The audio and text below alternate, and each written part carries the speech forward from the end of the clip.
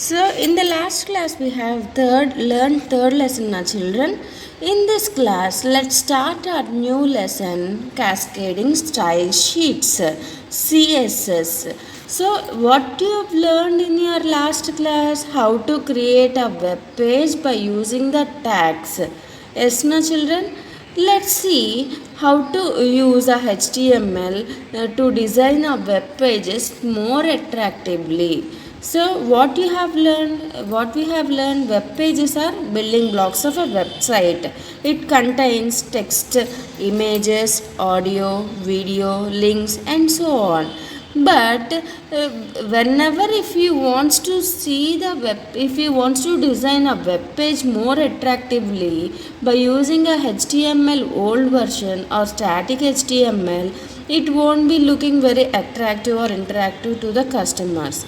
By using of the DHTML, in this class it is an part of a DHTML. DHTML stands for dynamic HTML. So it makes the user to view the websites, it makes the user to look attractively. That's why the software developers develop this DHTML. So it used to this provides a developer to controls and enables manipulate the web page at any time. It contains many features. It makes the web page to look dynamic. There is a difference between static and a dynamic web page. Static web page children. So in the previous class, whatever the tags attributes you have learned, that is a static web page. Static is nothing but it remains unchanged or constant. The web page is whatever the attributes you have used, whatever the tags you have used, that it won't change. It will be like that only. How the way you have observed how the way you have chosen to display it into the web browser, like it only it will display it won't be get any changes. So it cannot be make any modifications, it cannot interact or it cannot share the information. Static web pages can be created by using HTML.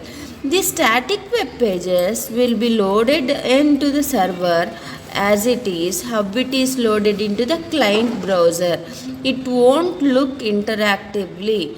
So by using of disadvantages of the static web page, the software developers developed a new version of HTML, that is dynamic web pages. Dynamic web page, it is also a web page, but it is generated whatever the request user made, that it will send to the server. Each time the different information will be displayed. For example, this is a server. So just an example, they have created a web page. The information may be different, but all will be saved in the server, that it will be saved in the database server. And the user will make a request. For example, shopping websites are there. You want to shop a saree for your mother, your brother wants to shop trousers or shirts for your father. Then how it will be saved? Your brother will use another phone and you will use another phone. How it will come output? You'll search for the sarees, means only sarees output will be displayed to your system or phone, whatever it may be. But your brother will see only shirts, pants, like that, but it will be displayed in your brother's phone. Each and every time the information is different na children, but the web page remains constant. The back of the background will be back of the web page backside background will be remains unchanged. Why? Because the information only will get changed according to the user's input. DHTML web pages can also be created by using ASP, PHP or DHTML. So still, what is the means of DHTML? DHTML stands for Dynamic Hypertext Markup Language. It is not only a language but a combination of web development technologies like static markup language, client-side scripting language, styling language, and document objective model. So it also contains many features like effects, different text effects, styles, multimedia, animation, and dynamic menus.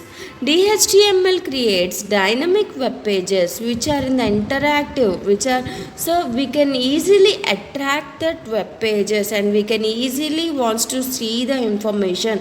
We can also share the information. It is also very responsive to the user actions. The DHTML was released in the Internet Explorer 4 in 1997. Let's come to our next topic, cascading style sheets. As you all know, our lesson is based on cascading style sheets. What is the means of cascading style sheets, children? It is a collection of rules, a collection of styles which makes the user's web page very attractive. It makes a very effective the visual appearance of a web page. Actually, we'll use a HTML to define a structure of a web document, but this makes our web page more interactive, more attractive. We can also define many different structural elements, whatever should be displayed to the web browser, that we can use by using cascading style sheets. In the earlier class, we have learned only basic formatting, simple tags, how to create a programs and all. But most probably nowadays everyone are using HTML, everyone are using internet. In that, everyone used to view websites and web pages. So by increasing of a popularity of a websites of the internet, it became very complex. So that's why what happened, the web designers add formatting to the HTML, and each and every time it may be difficult to load these all shopping websites and all. So for that, what they have done, they have looked for the possibilities to add formatting effects and to use different technology. They have introduced CSS. CSS was introduced by World Wide Web Consortium to improve the presentation capabilities of web pages. So, what is the CSS work means? It is used to separate structural content of a web page from its layout. Generally, we have learned the basic programming language in the last class. What the different types of attributes, different types of tags and all. But here in this class, by using the CSS, we can learn the different types of formatting, how to make a web page more attractive. CSS allows a web design to design the web page by using a formatting options, and we can done it like a style sheet. We can make it we can control the color of the text, style of the font, the space between the fonts, paragraphs, sizes, layouts, columns, backgrounds, images, and colors, and different varieties of other effects. So for this is an example for the CSS. This is the starting of the CSS cascading style sheet program. This is just an example. So let us see an example in the web page when there are 5 paragraphs. We want all the 5 paragraphs to be in the green color, left aligned, and with monotype cursive as a font style. In this case, using a style sheet, we need to specify the rule just once, and it will apply to every instant of the paragraph tag in the document. So they are saying by using of CSS, no need to type every time the paragraph green in color, same style, text and all. But when we use a basic HTML program, Each and every time we have to mention which style you want, which color you want, which paragraph you want, which type of alignment you want. So let's see this program once. Starting with the HTML head. In the head they have used style.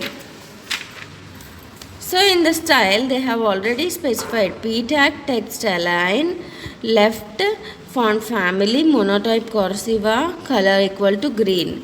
Style close head. So body BG color light yellow.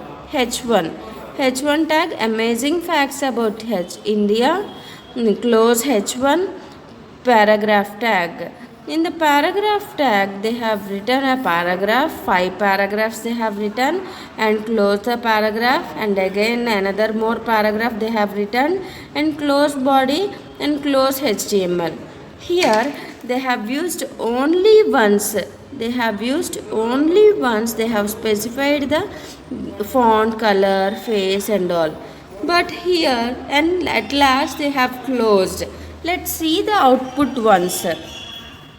So background they have chosen yellow color, and these are about different paragraphs and with the same font face, color and size. This is about the H1 heading tag.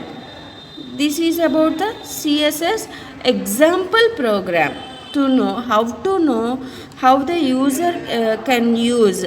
So it saves time, na children. Why? Because each and every time no need to specify the size, color.